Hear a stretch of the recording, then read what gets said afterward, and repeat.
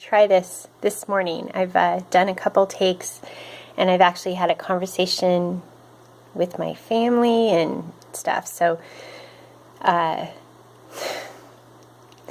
think, first of all, I haven't decided completely how to approach this project. I think I'm going to still do it every day. I don't know if I'm going to keep it public. The reason for keeping it public is so that I learn how to do this for the public.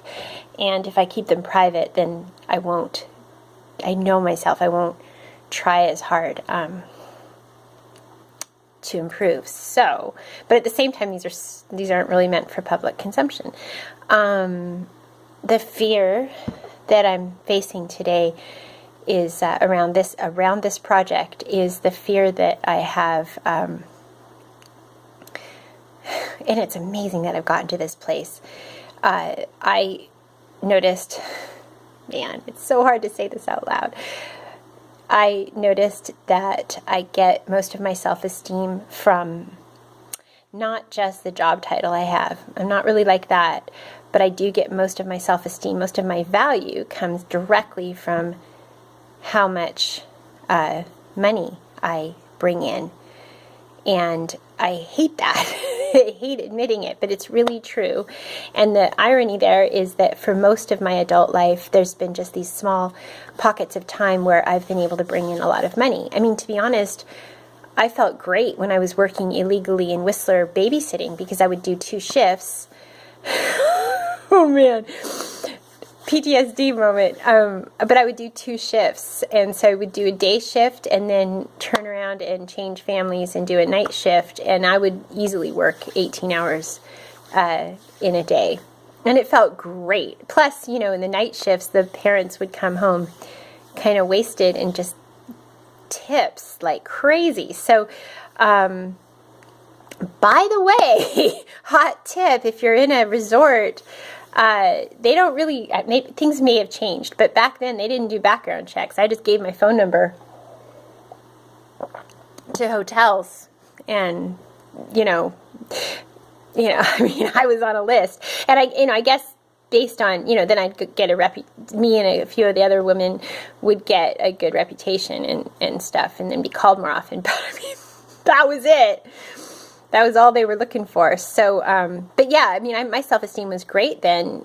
I was earning no money per hour, and it was a low-level job. Obviously, I was babysitting, and I was in my 20s, but I felt great because I was making a lot of money. I was making the bulk of the money in our relationship, in fact. It's interesting. And so, but since my self-esteem is so tied to the amount of money I bring in, the fact that right now the 3 things I was counting on for income have turned out to be 0, that is the fear I'm facing. And so that's the fear I'm going to conquer today. I'm going to do it in 2 ways. One, try not to have my self-esteem be do some meditations and practices around not having my self-esteem be tied to income generation, and then also try to figure out a different path to an income stream, because that's just ridiculous. Because it's actually an important thing. But actually, one step further, I think it's interesting. Some women I know get their self-esteem through their children, or parents actually. I know men who do this as well. They identify, they live vicariously through their children. They get a lot of their identity through how well or poorly their children are doing.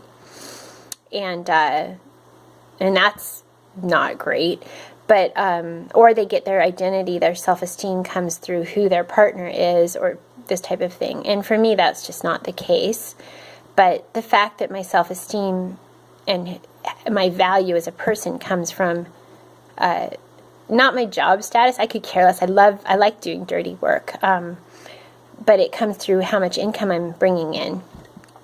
I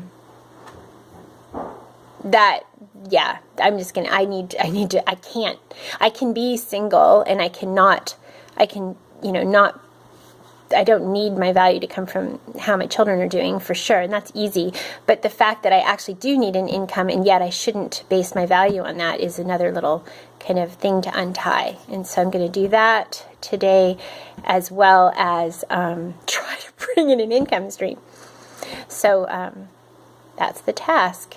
And aside from that, there's other fears as well, but I'll just stop with that one and be on my merry way and keep up with this project, even though I think it's ridiculous.